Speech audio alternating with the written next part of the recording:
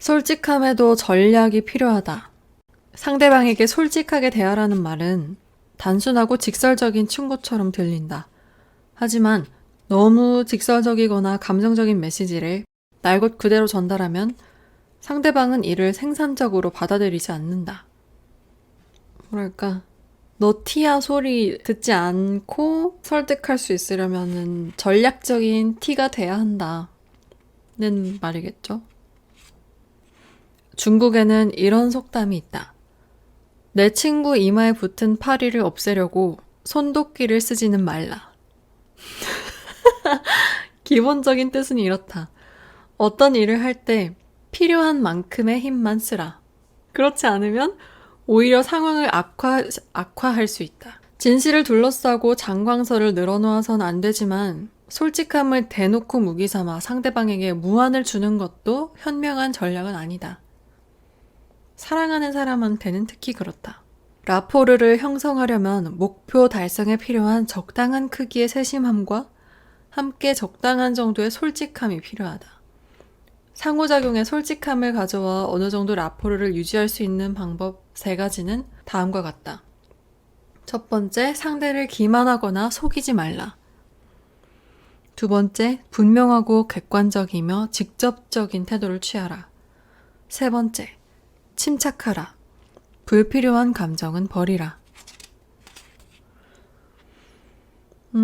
원하는 걸 얻으려고 상대를 속이거나 압박하는 것은 첫째로 통할 때가 많지 않고 상대방에게 영향을 미치기 위해 거짓말을 하거나 속이는 방식은 단기적인 효과가 있을지라도 위험 부담이 크다.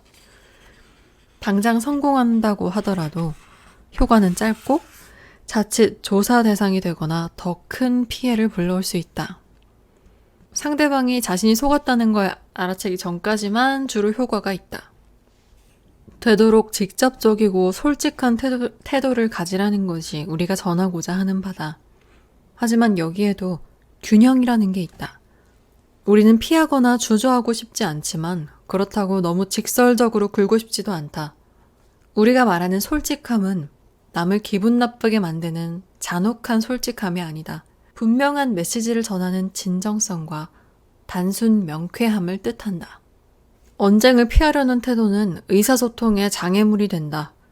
문자와 이메일로 곤란한 얘기를 할 때 거친 내용 대신 간접적인 표현을 써보려고 고민해 봤을 것이다. 진짜 문제를 두고선 다른 이야기만 잔뜩 늘어놓으며 정작 해야 할 말을 빙빙 둘러서 말해본 적도 있을 것이다.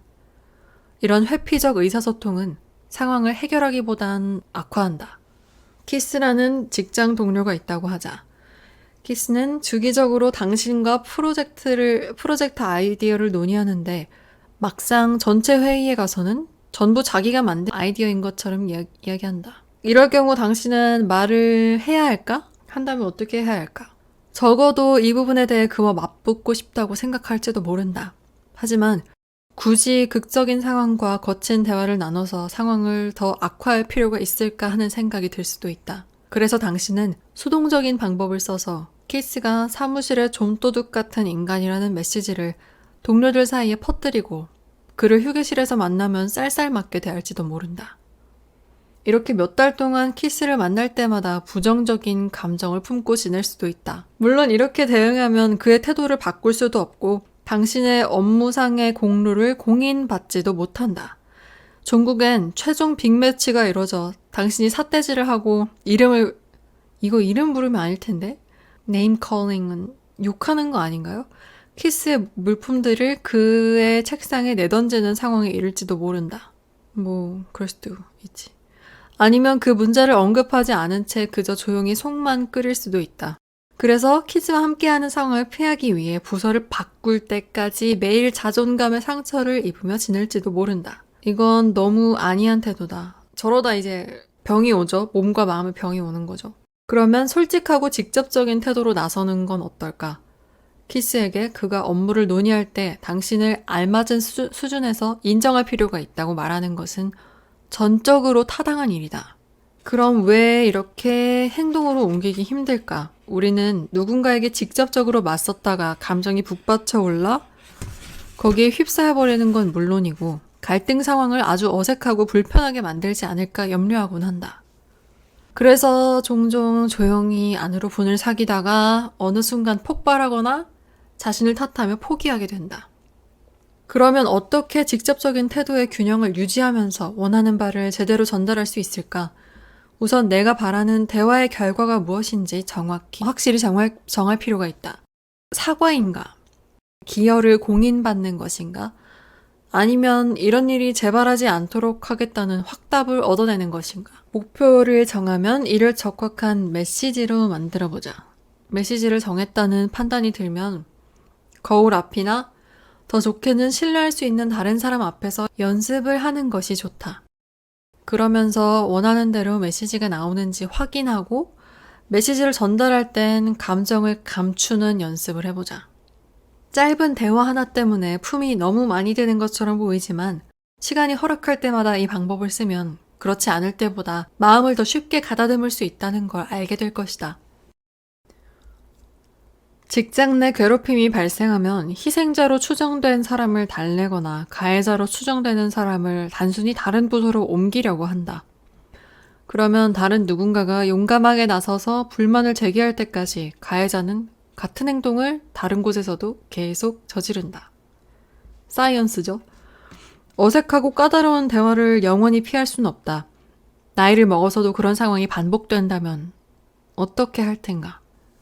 우리는 언젠가 그런 경험을 해야 하기 때문에 계속 피하기보다는 잘 해결할 수 있도록 자신감과 기술을 갖추는 편이 낫다.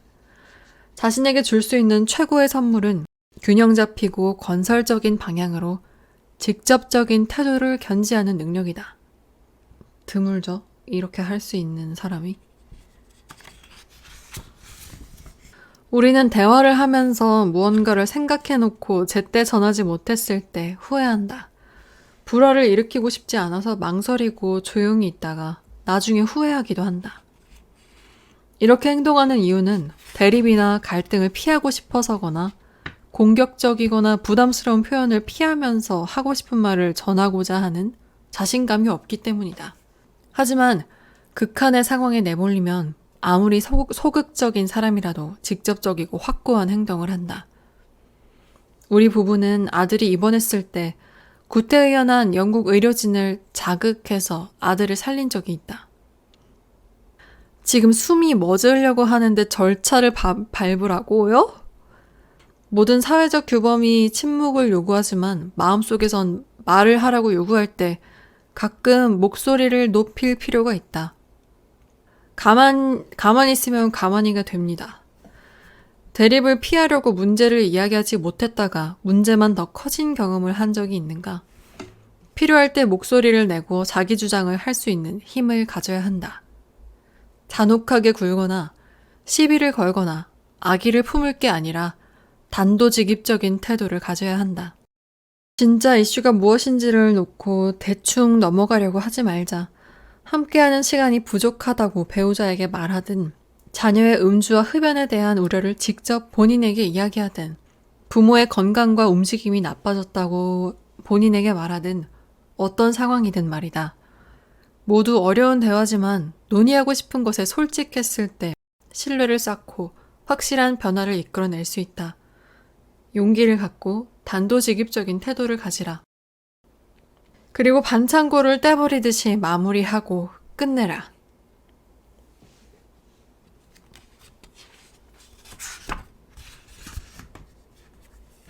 공감도 자주 사용되는 만큼 오해되는 일이 많다.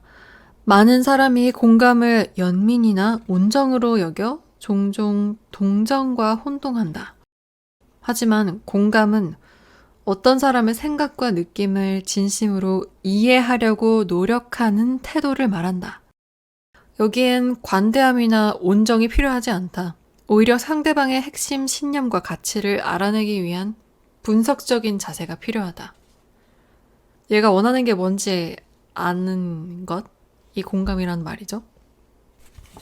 공감은 다정하고 친근하게 대하는 것과 별개다. 이건 공감이 아니다. 우리가 논의한 것처럼 진심 어린 공감을 보이려면 상대방과 그 사람이 신경 쓰는 것을 이해하기 위해 열심히 노력해야 한다. 상대가 이슬람 국가 테러리스트든 무장 강도든 성범죄자든 상관없다. 다만 누군가의 동기, 가치, 행동을 이해한다는 게 꼭 그것들에 동의하라는 의미는 아니다. 그들의 입장에 동의할 필요는 없지만 그들이 그런 행동을 한 이유에 대해서는 판단이나 의견을 드러내지 않으면서 포인트, 진심 어린 관심을 보여야 한다.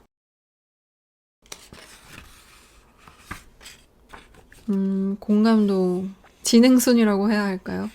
아무나 못하죠. 해결책은 인내심과 호기심을 갖고 귀를 기울이면서 상대방의 이야기에 관심과 이해를 보이는 데 있다. 당신이 그 이야기를 좋아하지 않고 거기에 동의하지 않고 그들의 행동이나 가치가 당신과 반대라는 것을 알아채더라도 상관없다. 그들의 관점을 이해하는 것은 상대에게 영향력을 행사하는 중요한 단계임을 기억하자. 왜냐면 내가 정말 들어야 듣고 최소한 인정하는, 존중하는 척이라도 그러려는 노력이라도 해야 상대방도 그걸 알고 입을 열고 마음을 열고 입을 열고 할 수 있다. 이 얘기죠. 그래서 내가 당신 이야기를 듣고 있다라는 걸 가장 강력하게 보여줄 수 있는 전략이 복귀, reflection인데 이걸 어떻게 하느냐? 복귀란 누군가가 당신에게 들려준 이야기를 부분적으로 아니면 다른 표현으로 되묻거나 요약을 해서 다시 말하거나 하는 방법이다. 복귀를 쓴다는 건 방금 상대에게 들은 키워드, 감정, 가치 등을 되짚어서 그 사람이 하는 이야기를 확장하고 덧붙이도록 하는 게 전부다. 누군가의 이야기와 그 사람의 시각을 형성한 핵심 가치를 정말로 이해한다면 자신의 시각을 더 수월하게 복귀에 비교할 수 있을 뿐 아니라 그 사람이 정말 어떤 사람인지도 알 수 있다. 복귀는 유도 신문과 비슷하다. 상대방에게서 무엇이든 받아들이고 그 힘을 역이용해 대화의 추진력을 만들어 밀고 나간다. 이 방법이 얼마나 잘 먹히는지를 알면 놀랄 것이다. 물론 이 기술은 알맞은 단어를 찾고 이야기를 되새기기 위한 표현을 신중하게 골라야 한다. 그래서 복귀의 달인이 되려면 상대방의 이야기를 아주 주의 깊게 들을 줄 알아야 한다. 복귀는 너무 간단하고 기본적인 것처럼 여겨지는데 여기 속지 말라. 이 책에서 얻을 수 있는 가장 중요한 기술이 복귀다. 복귀는 다른 모든 대화 전략의 열쇠다. 그렇기 때문에 이어지는 장에서는 복귀만 따로 다루겠다.